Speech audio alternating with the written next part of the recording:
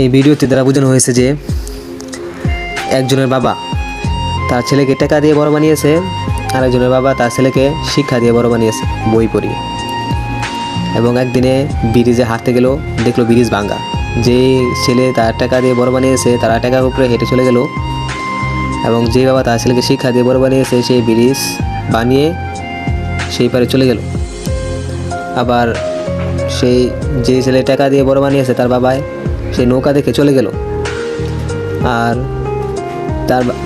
যে ছেলেকে শিক্ষা দিয়ে বড় বানিয়েছে সেই ছেলে বই দেখে বুঝে নিল যে নৌকা বইটা দিয়ে চালাইতে হয়, এবং তার বাবাকে নিয়ে নদীর মাঝে চলে গেল, ঘুরতে চলে গেল।